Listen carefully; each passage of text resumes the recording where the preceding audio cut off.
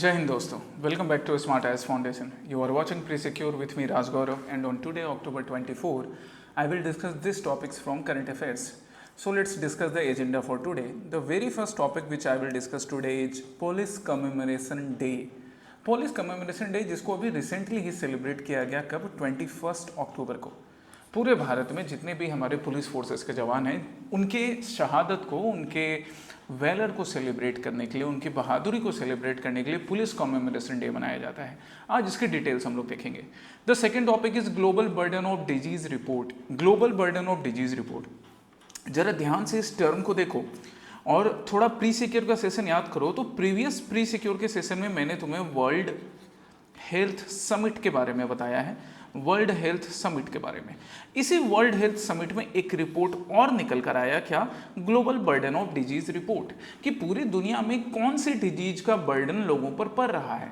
That's why ये नाम choose किया गया, global burden of disease report, कि वैसे डिजीज जो कम्युनिकेबल हैं, राइट, या फिर नॉन कम्युनिकेबल डिजीजेज हैं, कोविड जैसा कोई डिजीज है, कोरोना जैसा है, या फिर एड्स के जैसा है, कैसे डिजीजेज हैं।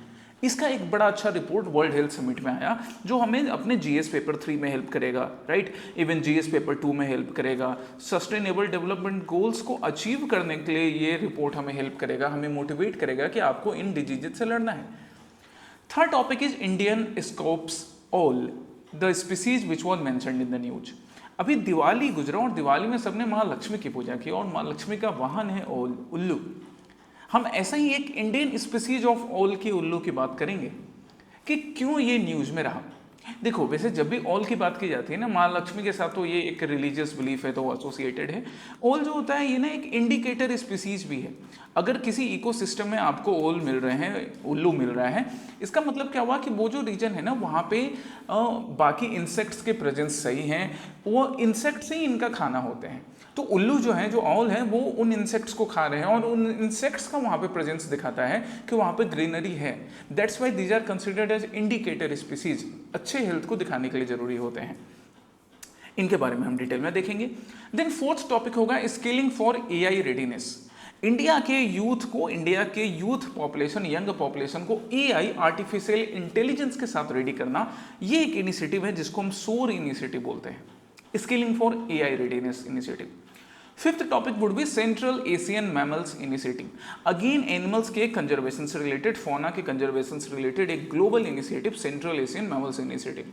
तो ये आज के एजेंडा होंगे। फिर उसके बाद हम कल के प्रैक्टिस क्वेश्चन और आज न्यू प्रैक्टिस क्वेश्चन डिस्कस करेंगे। Okay, so come to the very first topic, the police commemoration day. Police commemoration day, police commemoration day के बारे में हम आज पढ़ इसलिए रहे हैं क्योंकि आप यहाँ पे पीआईबी का एक अपडेट देख सकते हो, आप इसे द हिंदू में, इंडियन न्यूज चैनल्स पे, है ना, आकाशवाणी में या बाकी जगहों पर भी ढूंढोगे तो मिल जाएगा कि किस तरह से honourable union defence minister Shri Rajnath Singh ji ने और बाकी भी डिफरेंट स्टेट्स के, यूनियन टेरिटोरीज के चीफ मिनिस्टर्स, गवर्नर्स वगैरह ने भी पुलिस कमेमोरेशन डे पे जाकर पुलिस के जवानों को श्रद्धांजलि दी। कब मनाया जाता है ये पुलिस कमेमोरेशन डे? पुलिस की शहादत दिवस कब मनाई जाती है?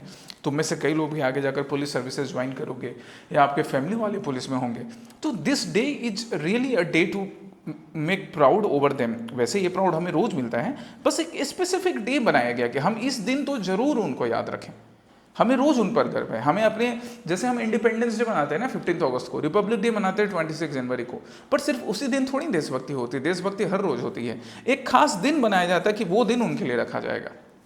सो ये नेशनल पुलिस कमेमोरेशन डे 21 अक्टूबर को इंडिया में मनाया जाता है। नेशनल पुलिस मेमोरियल जो कि न्यू दिल्ली में है, इसके बारे में हम पढ़ेंगे। वहाँ पर जाकर श्रद्धांजलि दी जाती है और देश के अलग अलग जगहों पर। क्या इसकी हिस्ट्री है, क्या इसका ओरिजिन रहा, पहले अब हम इस क्वेश्चन को देखते हैं, फिर डिटेल में जाकर देखेंगे। पहला स्टेटमेंट क्या है? It commemorates the sacrifices of Indian police personnel ambushed by Chinese troops at hot springs Ladakh in 1959। बिल्कुल सही है, चाइनीज ट्रूप्स ने 1959 में ही लद्दाख वाले रीजन्स में जो एम्बुस लगाया, जिससे इंडिया के पुलिस पर्सनल की जान गई, लेकिन उन्होंने अपनी जमीन नहीं छोड़ी। अपनी जान गंवा दी लेकिन अपनी जमीन नहीं छोड़ी, राइट। तो सरहद पे मरने वाले उन पुलिस जवानों की शहादत को याद करने के लिए हम पुलिस कमेमोरेशन डे अक्टूबर 21 को मनाने का काम करते हैं। Second statement, the national police memorial in New Delhi, बिल्कुल न्यू दिल्ली में है, was established as the site for national commemoration from the year 2000। Actually 2000 में नहीं, इसके बारे में सबसे पहले वैसे हमारे लेट प्रधानमंत्री हमारे फॉर्मर प्राइम मिनिस्टर श्री और लेट अटल बिहारी वाजपेयी जी ने सोचा था, पर एक्चुअली में इसका अभी जो हम स्वरूप देखते हैं, अभी मैं पिक्चर आपको दिखाऊंगा, वो 2018 एग्जिस्टेंस में आता है, 2018 को। इसके पहले भी एक बार दिल्ली में बनाया गया, बट सुप्रीम कोर्ट ने एनवायरमेंटल रीजंस का हवाला देकर उसको फिर बंद करवा दिया था। 2018 में न्यू नेशनल पुलिस मेमोरियल की शुरुआत की गई, जो कि प्रधानमंत्री श्री नरेंद्र मोदी जी ने शुरुआत की थी। सो सेकंड स्टेटमेंट रॉन्ग हो गया, करेक्ट ढूंढना है, आंसर क्या होगा, 1 ओनली। चलिए अब डिटेल देखते हैं। ये जो आप देख रहे हो यहाँ पे यूनियन डिफेंस मिनिस्टर है, ये मेमोरियल 2018 में श्री नरेंद्र मोदी जी ने ही शुरू किया था, नेशनल पुलिस मेमोरियल। तो नेशनल पुलिस मेमोरियल की ओरिजिन तो तुम्हें मैंने बता दिया कि 21 अक्टूबर को उन जवानों की शहादत को याद किया जाता है जिन्हें चाइनीज़ ने एम्बुश लगाकर मारा था। हालांकि बाद में उनकी बॉडी वापस लौटा दी, पर उन जवानों की शहादत हमारे ज़मीन को रक्षा करने के लिए, हमारे ज़मीन के प्रोटेक्शन के लिए हमेशा याद रखी जाती है। और हम डिटेल्स की बात करें कि इस डे का सिग्निफिकेंस क्या है तो जैसा मैंने बोला कि हर कोई जो कि देश की सेवा में अपनी शहादत, अपना सर्वस्व कुर्बान करने को रेडी रहता है, उसके वैलर, उसके सेक्रीफाइस, उसके डेडिकेशन को याद किया जाता है ये दिन। 2012 से यहाँ पर नेशनल लेवल परेड भी किया जाता है। कहाँ पर है ये national police memorial? Chanakyapuri, new Delhi में। इसके साथ ही साथ जैसे इस बार जब नेशनल पुलिस कमेमोरेशन डे हुआ तो ऑनरेबल डिफेंस मिनिस्टर ने एक बड़ा अच्छा स्टेटमेंट दिया that we are fighting on 2 fronts. हम लोग 2 फ्रंट्स पे आज लड़ रहे हैं, 2 फ्रंट्स। कौन सा 2 फ्रंट? एक तो एक्सटर्नल फ्रंट होता ही है, जब हम बॉर्डर्स पे जैसे चाइना के साथ या पाकिस्तान के साथ हॉस्टिलिटीज़ रहती है, राइट, चाइना के साथ हॉस्टिलिटीज़ थोड़ी कम हो रही है। और दूसरा उन्होंने बोला कि एक दूसरा फ्रंट होता है इंटरनल फ्रंट, हमें इंटरनल फ्रंट पे भी लड़ना होता है, टेररिस्ट अटैक से और बाकी कई चीज़ों से। And that's why cyber crime, ideological war, radicalization of youth, ये एक बड़ा चैलेंज है। हमारा जो यूथ है ना, वो हमारा पावर भी है, पर वही हमारे लिए कभी कभी टेंशन का रीजन भी बन जाता है। क्यों? जब वो रेडिकलाइज हो जाता है रिलीजन के वजह से, रीजन के वजह से, लैंग्वेज के वजह से, फेक नैरेटिव्स के वजह से। इन सब से लड़ने का काम करना, urban terrorism, cross border infiltration, organised crime syndicate, इन सब से लड़ने का काम करना पुलिसिंग, हमारे पुलिस सर्विसेज के बहादुर जवानों की रिस्पॉन्सिबिलिटी होती है। कॉन्स्टिट्यूशनल एस्पेक्ट की बात करें तो पुलिस वैसे तो स्टेट लिस्ट में आता है 7th schedule of the constitution में, but not only the states, even the centre have responsibility to maintain the law and order in different parts of India. तो स्टेट्स एंड सेंटर दोनों साथ में मिलकर law and order को बनाए रखने का काम करते हैं।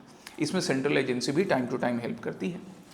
इसके लिए स्मार्ट पुलिस इनिशिएटिव जैसे कई इनिशिएटिव्स स्टार्ट किए गए हैं। एक एग्जांपल मैंने तुम्हें दिया क्योंकि ये अभी मेंशन भी था पीआईबी में। स्मार्ट पुलिस इनिशिएटिव, ये पर्पस क्या है स्मार्ट पुलिस इनिशिएटिव का? That crime and criminal tracking network system should be up to date, real time tracking होना चाहिए। Just wait, real time tracking होना चाहिए, रियल टाइम ट्रैकिंग। जैसे सपोज अगर किसी भी रीजन में, इंडिया के किसी भी रीजन में, सपोज यहाँ वेस्ट में अगर कुछ अपडेट होता है किसी क्राइम से रिलेटेड, किसी क्रिमिनल से रिलेटेड, किसी एविडेंस बेस्ड रिसर्च से रिलेटेड, उसका फायदा यहाँ नॉर्थ ईस्ट में भी होना चाहिए। यहाँ कुछ अपडेट होता है उसका फायदा यहाँ साउथ में भी होना चाहिए। यहाँ कुछ होता है उसका फायदा नॉर्थ में भी और सेंट्रल में भी होना चाहिए। सो ये real time data sharing, real time update, that is smart policing. National intelligence grid का बनाना, जिससे कि intelligence sharing different police agencies और इंटेलिजेंस एजेंसीज के बीच हो सके। इंटीग्रेटेड क्रिमिनल जस्टिस सिस्टम भी बनाना, जो पुलिस स्टेशन हैं, प्रिजन्स हैं, फॉरेंसिक सिस्टम से उनको इंटरकनेक्ट करना। साथ ही साथ cyber crime specially against the women and children, इससे रिलेटेड मेजर्स को और बेहतर बनाना। लेकिन इसके साथ ही साथ एक और रिस्पॉन्सिबिलिटी भी आती है, पुलिस के ऊपर जनता के भरोसा को भी बढ़ाना। ये चीज़, अब देखो 2 चीज़ें होती हैं।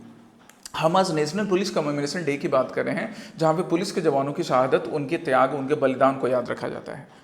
अब ये तो बाकी जनता काम करेगी, लेकिन पुलिस वालों की क्या रिस्पॉन्सिबिलिटी है कि वो बाकी भारत के नागरिकों के अंदर ये भरोसा जगाएं कि जब भी उनको कोई नीड हो, जब उन्हें डर लगे, तो वो पुलिस स्टेशन बिना झिझक के जा सके, बिना परेशानी के जा सके।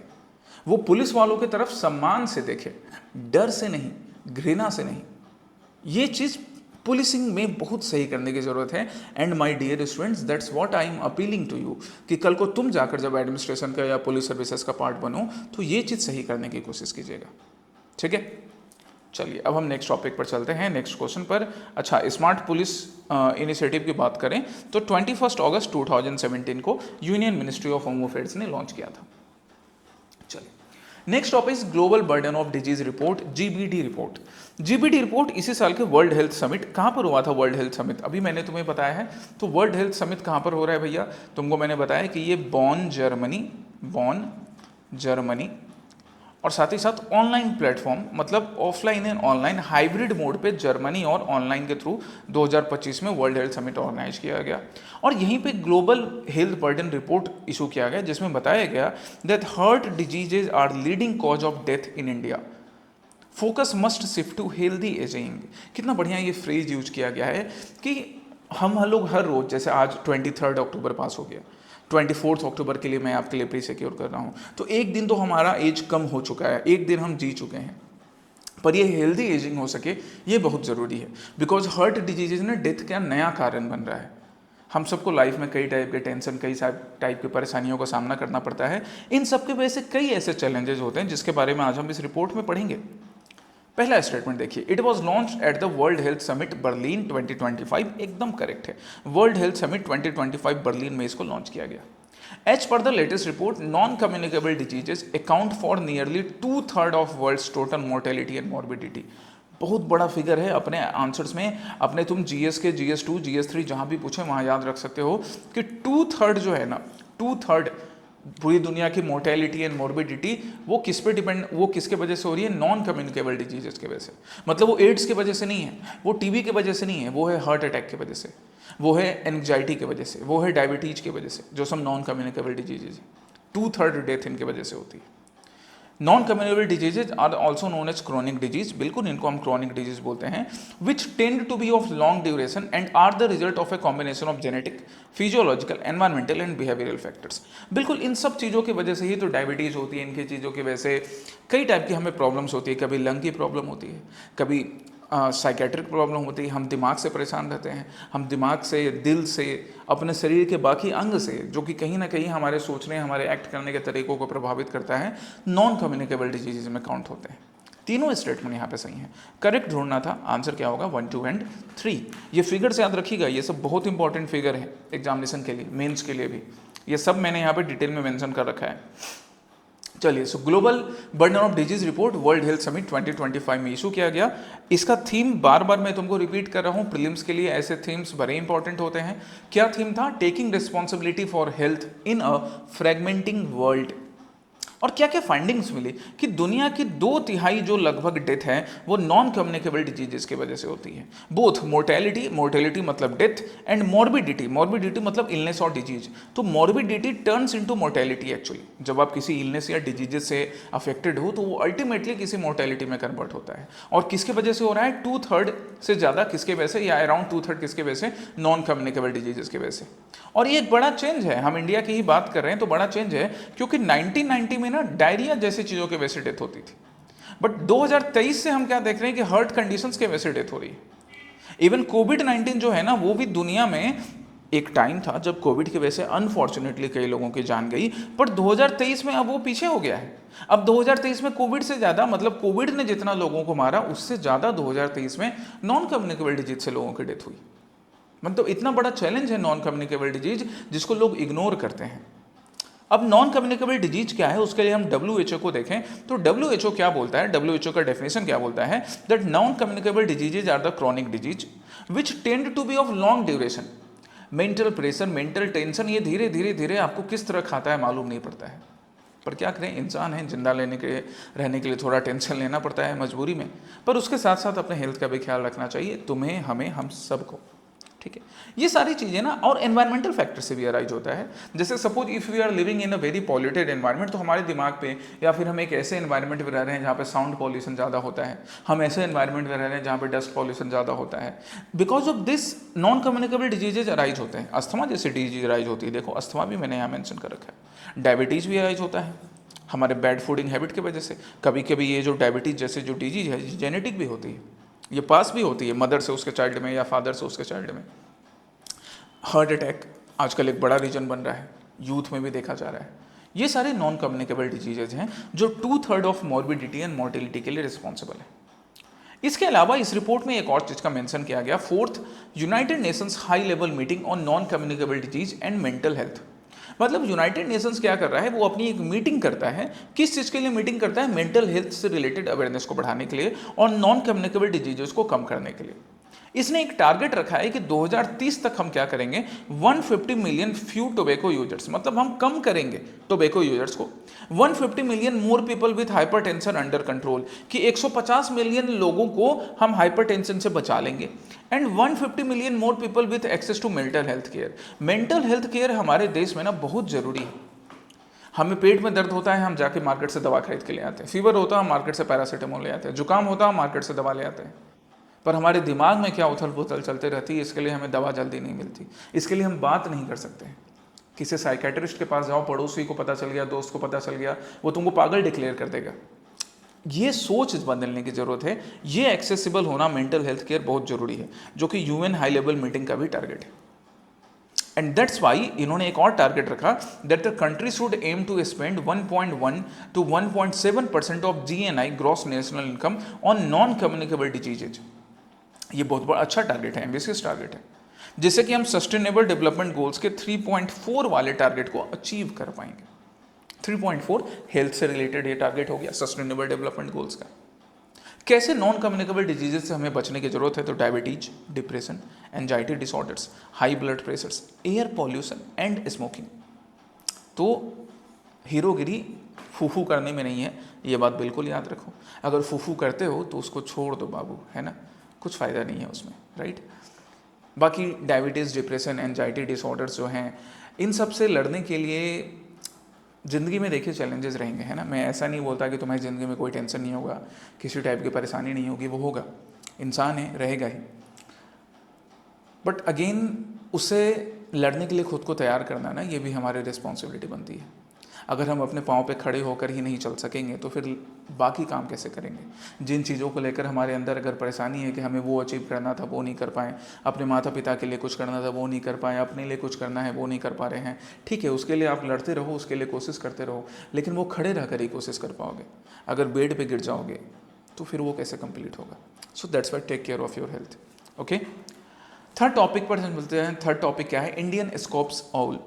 ये इंडियन स्कॉप्स ऑल, आप यहाँ पिक्चर भी देख सकती हो, ये पेड़ की झाड़ियों से ऐसे दिख रहा है ये उल्लू। रेयर इंडियन स्कॉप्स ऑल है, जो कि अभी हम रिसेंटली हमें कर्नाटका के दरोजी सेंचुरी में देखा गया। कर्नाटका का दरोजी सेंचुरी, यहाँ पर हमें दिखा है ये वाला ऑल, काफ़ी रेयर है। चलिए अब हम रेयर है तो इससे रिलेटेड डिटेल्स देखें। It is a migratory species commonly found across tropical Africa and south east Asia. देखो ऑल जो है ना, ये ना उतना ज़्यादा माइग्रेशन कर नहीं सकता है। क्यों, जरा फिर से तुमने तो उल्लुओं को कई बार देखा होगा, इंसानों में भी कई लोग उल्लू होते हैं, बट उल्लू नहीं बनना आपको इंसान में। जो ऑल होता है, आप इसके बॉडी स्ट्रक्चर को देखो, इसकी बॉडी ना हेवी होती है, ये ज़्यादा माइग्रेशन नहीं कर सकता है, बहुत लीस्ट माइग्रेटरी काइंड ऑफ ये स्पीसीज होता है। दैट्स वाई ये अफ्रीका और एशिया इतना माइग्रेशन नहीं कर सकता है। ये यूजुअली एशिया वाले रीजन में मिलेगा, अफ्रीका वगैरह रीजन तक नहीं माइग्रेट करके जाता है Indian scops all. So first statement wrong, ये कॉमन सेंस लगा के बनाना है।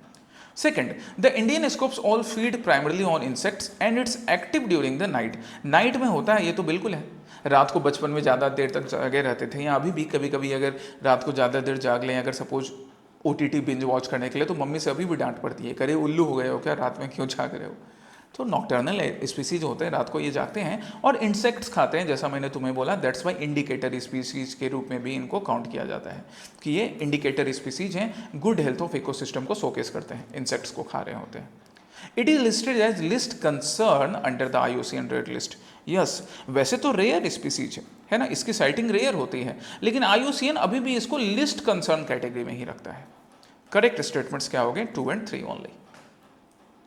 चलिए, सो हमारे इंडियन उल्लू लिस्ट कंसर्न IUCN के अकॉर्डिंग, ये वुडलैंड वाले रीजन में यूजुअली पाए जाते हैं, साउथ ईस्ट एशिया में। इनका माइग्रेशन बड़ा कम होता है, बॉडी हेवी है, माइग्रेशन उतना नहीं करते हैं। इंडिया, नेपाल, पाकिस्तान, श्रीलंका, ईरान, इन रीजन में सबको मिलेंगे। अपीयरेंस स्टॉकी बॉडी होती है, राउंड हेड होता है, शॉर्ट टेल है, ईयर टफ्स है, ये सब नॉर्मल सी बात है। बाकी हेवी बॉडी होने की वजह से ज़्यादा माइग्रेट नहीं कर पाते हैं। अच्छा, हेवी बॉडी इसलिए होती है, उसके पीछे भी देखो एक रीजन क्या है, they insulate themselves through their fluffy और जो फ्लपी बॉडी होती है या फिर जो हेयरी विंग्स इनका होता है, उससे अपने आप को ना इंसुलेट करने का काम करते हैं ताकि रात को ठंड नहीं लगे। अब जब रात को ठंड नहीं लगे, इसके लिए फ्लपी बॉडी है, तो ज़्यादा माइग्रेट कैसे करेंगे? जब हम ठंड में ज़्यादा कपड़े पहन लेते हैं तो ज़्यादा दौड़ने भागने का मन नहीं करता है ना, आलस आ जाता है। तो वैसे ही याद रखो कि ये आलसी हो जाते हैं। That's why non migratory species है हमारे ये उल्लू। तुमको उल्लू नहीं बनना है, तुमको आलसी नहीं बनना है। इकोलॉजिकल रोल की बात करें तो इंसेक्ट्स पॉपुलेशन कंट्रोल करने का काम करते हैं, एक अच्छे इंडिकेटर स्पीसीज भी हैं। डिस्ट्रीब्यूशन रेंज इनका कर्नाटक और बाकी रीजन्स में मिलता है। वैसे कर्नाटक के अलावा आपको इंडिया के बाकी रीजन्स में भी मिलेगा। हम यहाँ पे इंडियन स्कोप्स ओल की बात कर रहे थे, ठीक है। Next topic is SOAR, skilling for AI readiness program in India. आप यहाँ पे, मैंने तुम्हारे लिए यहाँ पे ना दो न्यूज की क्लिपिंग्स लगाई है, एक पीआईबी का, एक डीडी न्यूज का। दोनों में देखो क्या बोला जा रहा है, रिसेंट के न्यूज है सारे। India's new push for AI driven education and skilling, कि हमारे जो बच्चे हैं बोथ स्कूल लेवल के भी, यहाँ से ही देखो एक काम मालूम हो गया, एंड कॉलेज लेवल के भी, दोनों को हम क्या करेंगे, एआई इनेबल्ड बनाएंगे। And that's why this programme AI driven education and skill programme SOAR programme is one of the key initiative of the government of India, ministry of skills का एक की इनिशिएटिव है। So पहला statement क्या, it is launched by the ministry of skill development and entrepreneurship to prepare students and educators for AI integrated futures. बिल्कुल, students के साथ साथ educators को भी, क्योंकि टीचर्स के पास भी एआई का नॉलेज होगा तभी तो वो बच्चों को इम्पार्ट कर पाएंगे वो knowledge. Second statement, the program is restricted to students of higher education. नहीं, स्कूल गोइंग स्टूडेंट्स के लिए भी, सिर्फ हायर एजुकेशन के लिए नहीं, स्कूल गोइंग के लिए भी, ठीक है। It included a structured AI curriculum comprising dedicated modules for both students and educators। Yes, correct. ये एक देखो सिंपल सी बात है, जब भी ये स्टूडेंट्स एंड एडुकेटर्स हम बात कर रहे हैं, जैसे जब हम लोग स्कूल में थे ना, 2000 का टाइम था, तो हमें तब हमारे स्कूल्स में कंप्यूटर इंट्रोड्यूस हो रहा था। स्कूल के लैब में जनरली 2 से 5 कंप्यूटर होते थे। हम सब लोग लाइन से लगकर फिर अलग अलग क्लासेस में अलग अलग सेक्शन बनती थी और हमें कंप्यूटर एजुकेशन दिया जाता था। पर हमसे पहले जो हमारे रिस्पेक्टेड टीचर्स थे ना, उनका भी कंप्यूटर की क्लासेस उनकी चलती थी कि आप ये चीज़ सीखिए ताकि आप बच्चों को सिखा पाएँ। या जैसे मैंने अपने पेरेंट्स को देखा, फादर को देखा कि जब उनके गवर्नमेंट ऑफिसेस में कंप्यूटर इंट्रोड्यूस किए गए तो पहले उनकी ट्रेनिंग चलती थी। अब कुछ ट्रेनिंग उन्होंने भी की, एज के वजह से जो उनके सीनियर्स थे या कई पेरेंट्स के जो बाकी कलीग थे जो एज के वजह से नहीं सीख पा रहे थे, उन्होंने क्या किया, अपने पैसे से कंट्रीब्यूट करके कॉन्ट्रेक्चुअल लेवल पे कुछ यंग ट्रेनर्स को हायर कर लिया। अब वो यंग ट्रेनर्स इनको काम में हेल्प करते थे। तो इस तरह करके हर ग्रुप के लिए ना ट्रेनिंग दी जाती थी। वही इस एआई करिकुलम में भी डिसाइड किया गया है। Fourth statement, the program is funded under the Union Budget 2025-6 with allocation made for establishing a Center for Excellence in AI for Education। Yes, 2025-26 के इस बजट में ना सेंटर ऑफ एक्सीलेंस बनाने की बात की गई थी, centre of excellence in artificial intelligence, और इसी के अकॉर्डिंग इस प्रोग्राम को फंड किया जाता है। कौन से प्रोग्राम को? सोर प्रोग्राम को। सो सेकेंड स्टेटमेंट रॉन्ग था, 1, 3 and 4 are correct. Again answer क्या होगा हमारा? Option B, second. अब यहाँ पे जितने भी डिटेल्स है वो डिटेल मैं तुमको पहले ही समझा चुका हूँ कि ministry of skill and development and entrepreneurship का ये इनिशिएटिव है जो कि school going as well as college going students को एआई रेडीनेस देने का काम या आर्टिफिशियल इंटेलिजेंस के साथ इंटेलिजेंट बनाने का काम करेगा। ठीक है, क्लास 6 to 12 वाले भी स्टूडेंट्स, अब क्लास 6 से पहले बच्चों को एआई के बारे में समझाने से बढ़िया है कि हम बच्चों को पहले कंप्यूटर की बेसिक समझा दें। That's why class 6 to 12 decide किया गया है, और साथ ही साथ फिर हायर एजुकेशन वाले स्टूडेंट्स को भी, एंड साथ में एडुकेटर्स भी, दोनों। अब यहाँ पर मॉड्यूल्स बनाए गए हैं, 315 आवर एआई मॉड्यूल्स बनाए गए हैं, 145 आवर्स इंडिपेंडेंट मॉड्यूल्स बनाए गए हैं, basic AI machine learning concepts बनाए गए हैं। ये सब डिटेल्स हैं। ये डिटेल्स में से 1-2 पॉइंट्स भी अगर तुमको याद रहे ना, 1-2 भी याद रहे तो एक भी पॉइंट्स याद रहे, वो अपने मेंस के आंसर्स में ऐड कर सकते हो। बजटरी सपोर्ट्स, वही centre of excellence in AI education के अकॉर्डिंग 500 करोड़ का बजटरी सपोर्ट है जिसके अकॉर्डिंग इसको इंप्लीमेंट किया जाएगा। सेंटर ऑफ एक्सीलेंस ने क्या फोकस एरिया डिसाइड किया? Developing AI based learning tools in multilingual resources. India में जो अलग अलग लैंग्वेजेज हैं, ना सिर्फ इंग्लिश बल्कि इंग्लिश के अलावा अलग अलग लैंग्वेजेज में भी AI based learning tool develop करना, सो दैट बच्चे, अब क्लास 6 का जो बच्चा है ना, वो अपने मदर टंग में ज़्यादा बेटर फील कर पाएगा। अगर उसे इंग्लिश या बाकी लैंग्वेजेज का नॉलेज नहीं है तो वो उसी लैंग्वेज में एआई के बेसिक्स सीख सकेगा। इनोवेशन को क्लासरूम तक लाना and AI curriculum and pedagogy को और बेहतर बनाना टेक्निकल एजुकेशन के हेल्प से, that is the main target. Fifth topic is central Asian mammals initiative. Central Asian mammals initiative, इसके बारे में डाउन टू अर्थ में इससे रिलेटेड एक बड़ा अच्छा स्टेटमेंट आया। क्या? that Central Asia comes together to protect 17 shared species like saiga, Bukhara deer and several others. जैसे यहाँ देखो क्या लिखा हुआ है, critically endangered wild saiga antelopes at watering hole in Russian steppe. अब यहाँ पे ये जो स्पीसीज है ना, ये कौन से कैटेगरीज में है? CR, क्रिटिकली इंडेंजर्ड कैटेगरी में। कौन से स्पीसीज का नाम है? Saga antelope. मतलब ये कौन है? Saga antelope. तो ये क्रिटिकली इंडेंजर्ड कैटेगरी में है। इसके अलावा बाकी भी कई हैं जो कुछ क्रिटिकली इंडेंजर्ड में रहेंगे, कुछ इंडेंजर्ड में रहेंगे, कुछ आपको वल्नरेबल कैटेगरी में भी रहेंगे। सेंट्रल एशिया में आने वाली ये स्पीसीज, इनको प्रोटेक्ट करने के लिए हम यहाँ पर सेंट्रल एशियन मैमल्स इनिशिएटिव की बात करते हैं। ऐसे करके क्वेश्चन बनाया जाता है, इसलिए अलग अलग रिसोर्सेज को दिखाकर मैं तुम्हें बताता हूँ कि ऐसे क्वेश्चन बनेगा। सो पहला स्टेटमेंट क्या? It was launched at the 11th conference of parties to the convention of biological diversity held in Bonn, Germany. ये स्टेटमेंट रॉन्ग है। क्यों रॉन्ग है? यहाँ पे आप देखो, इसको लॉन्च ना 2014 में किया गया। 2014 में 11th conference of party convention on conservation of migratory wild species, CMS के मीटिंग में 2014 में लॉन्च किया गया था इसको। ठीक है, पहला स्टेटमेंट रॉन्ग हो गया। Then CAMI provides a collaborative platform for 14 range countries to address transboundary threats to migratory mammals in Central Asia. Yes, correct है। ऐसे 14 नेशन, जैसे मान लो हम इंडिया की बात करते हैं, इंडिया के साथ हम पाकिस्तान या बांग्लादेश की बात करते हैं, तो देर आर सम स्पीसीज, इनके लिए ना, इन स्पीसीज के लिए बॉर्डर मायने नहीं रखता कि ये इंडिया का बॉर्डर है, ये पाकिस्तान का बॉर्डर है, ये नेपाल का बॉर्डर है। वो तो रोम करते हैं एक जगह से दूसरे जगह, and that's why they face the similar kind of threat across the borders.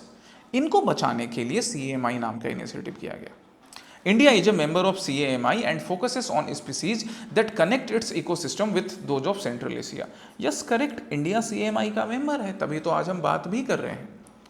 The convention on the conservation of migratory species, जिसके मीटिंग में इसको एस्टेब्लिश किया गया था, under which CAMI function, is the only global UN treaty focused exclusively on migratory species conservation. Again correct.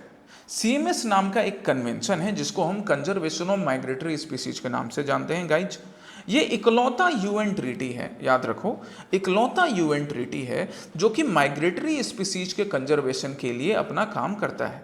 Only global UN treaty, यहाँ पर only word correct है, ये कभी कभी करेक्ट होते हैं और ऐसे केसेस में इसलिए आपको याद रखने हैं। सो 2, 3 and 4 आर करेक्ट, बट ढूंढना क्या था? इनकरेक्ट। आंसर क्या होगा? A, 1 only. ठीक है, चलिए अब हम सेंट्रल एशियन मैमल इनिशिएटिव के डिटेल्स को देख लें। तो पहला डिटेल हम देख चुके हैं, CMS के COP11 मीटिंग में 2014 में इसका एस्टेब्लिशमेंट किया गया था। इसका पर्पस है जो पॉपुलेशन डिक्लाइन है उसको रिवर्स करना, सिर्फ पर्टिकुलर किसी एक रीजन में नहीं, अक्रॉस द बॉर्डर रीजन में, ट्रांस बाउंड्री थ्रेट से बचाना। And that's why 14 Asian range countries are part of it, including India. जो मीटिंग थी, the meeting was hosted in Uzbekistan में ये मीटिंग की गई थी। अपकमिंग इवेंट जो है वो 15th COP to CMS Brazil में किया जाएगा अगले साल 2026 में। मतलब अभी जिस हम प्रेजेंट मीटिंग की बात कर रहे हैं वो प्रेजेंट मीटिंग उज्बेकिस्तान में हुई थी, 14th वाली मीटिंग, और 15th वाली मीटिंग होगी कब? अगले साल ब्राजील में। ये सब सिंपल से फैक्ट्स हैं जो प्रीलिम्स में काम आ सकते हैं, इसलिए प्रीलिम्स के लिए इसको याद रखिएगा रिवीजन करने के टाइम में। मेंस के लिए इनके सिग्निफिकेंस को याद रखना है, ठीक है। प्रीलिम्स में भी सिग्निफिकेंस आएगा बट मेंस में ज़्यादा काम आएगा। और हम बात करते हैं कंजर्वेशन ऑफ माइग्रेटरी स्पीसीज के कन्वेंशन के बारे में। इसको हम बॉन कन्वेंशन के नाम से भी बुलाते हैं बिकॉज ये बॉन जर्मनी में साइन किया गया था। कब? 23 जून 1979 में UNEP की मीटिंग में। सो यूनाइटेड नेशन एनवायरनमेंट प्रोग्राम की मीटिंग में जर्मनी में एक कन्वेंशन साइन किया गया माइग्रेटरी स्पीसीज के कंजर्वेशन के लिए। इसी को हम बॉन कन्वेंशन या फिर convention on conservation of migratory species बुलाते हैं। ये इकलौता only global UN based treaty है माइग्रेटरी स्पीसीज को प्रोटेक्ट करने के लिए, जो लीगली बाइंडिंग एग्रीमेंट्स भी प्रपोज करता है। जो COP होगी, COP देखो क्या होता है, COP का मतलब होता है कॉन्फ्रेंस ऑफ पार्टी, मतलब this is the main decision making body. यहाँ पर एक कन्वेंशन की बात कर रहे हैं ना हम, कन्वेंशन। अब ये कन्वेंशन है मतलब एक ग्रुप है, ये ग्रुप क्या बोलेगा, इस ग्रुप में 10 मेंबर हैं, इस ग्रुप में 10 मेंबर हैं। ये 10 मेंबर वाला ग्रुप किसके प्रोटेक्शन के लिए बना है? तो माइग्रेटरी स्पीसीज के प्रोटेक्शन के लिए। अब ये अपना डिसीजन कैसे लेगा?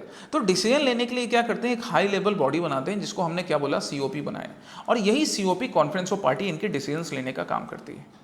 India is a party of CMS, मतलब India is a party of convention on the conservation of migratory species, and that's why India make its commitment to protect snow leopard, जो कि इंडिया के साथ साथ China, Bhutan, इधर भी मिलेंगे आपको, एशियाटिक वाइल्ड एस, उरियल, ऐसे जो स्पीसीज हैं जो कि सेंट्रल एशिया में मिलते हैं, उनके कंजर्वेशन के लिए इंडिया अपने कमिटमेंट को दिखाने का काम करता है। इंडिया ने बोल दिया कि हमने एक बार कमिटमेंट कर दिया तो हम कमिटमेंट करके रख दिया भैया, हम जरूर प्रोटेक्ट करेंगे ऐसे माइग्रेटरी स्पीसीज को। ओवरऑल सिग्निफिकेंस की हम बात करें तो सिग्निफिकेंस देखो क्या है, it strengthen trans boundary conservation of those species. Trans boundary conservation, ना सिर्फ एक देश बल्कि एक देश से अलावा दूसरे देशों के बीच में भी, दो देश के बीच में, तीन देश के बीच में अगर ऐसे स्पीसीज का मूवमेंट हो रहा है, जैसे अब सपोज हम स्नो लेपर्ड की बात करें तो ये इंडिया में भी मिलेगा, भूटान में भी मिल सकता है, नेपाल में भी मिल सकता है, हाई एल्टीट्यूड रीजन में, चाइना में भी मिल सकता है, तो हो गया ना trans boundary species. These species are also iconic migratory mammals. Snow leopard अपने आप में एक आइकॉनिक माइग्रेटरी मैमल्स है, इनका प्रोटेक्शन हो सकेगा। And it would also enhance collaboration between India and the neighbouring Nations.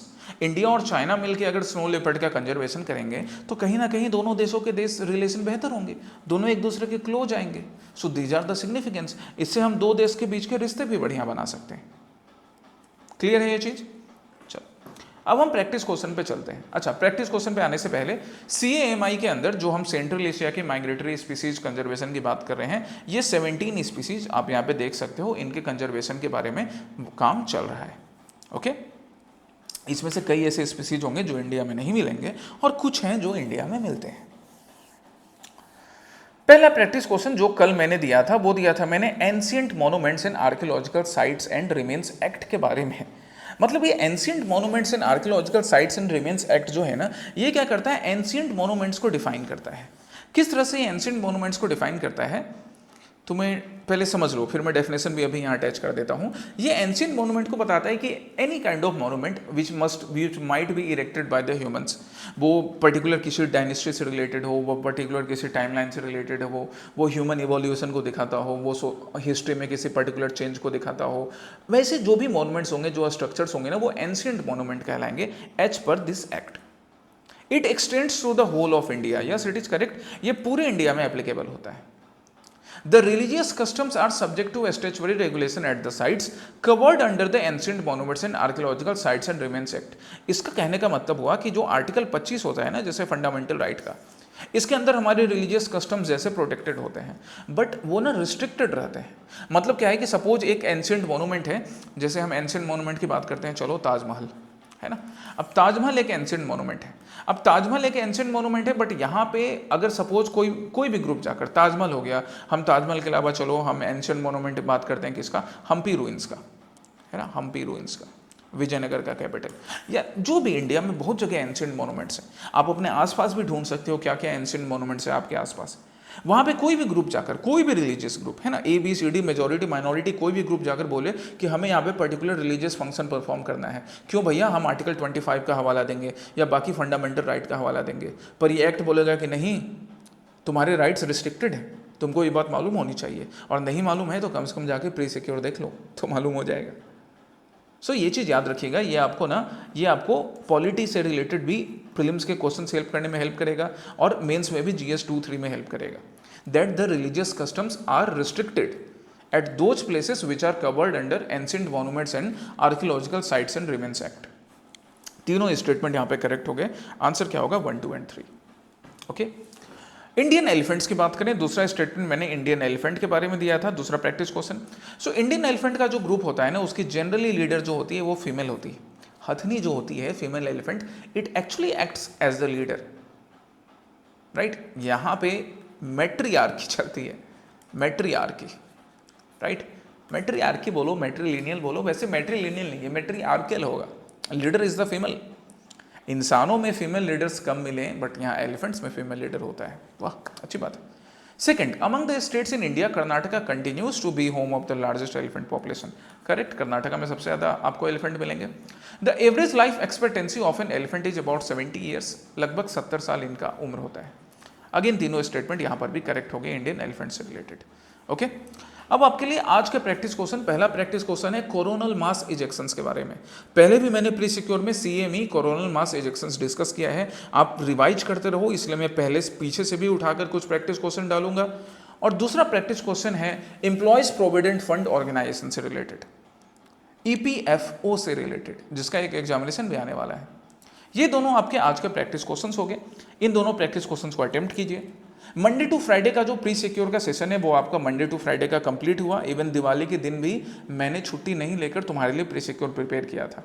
उसी सिंसियरिटी के साथ तुम मंडे टू फ्राइडे का प्री सिक्योर देखो, रिवाइज कर लो। नेक्स्ट वीक हम लोग मंडे को फिर से प्री सिक्योर में मिलेंगे। Okay, till then take care, study well, जय हिंद।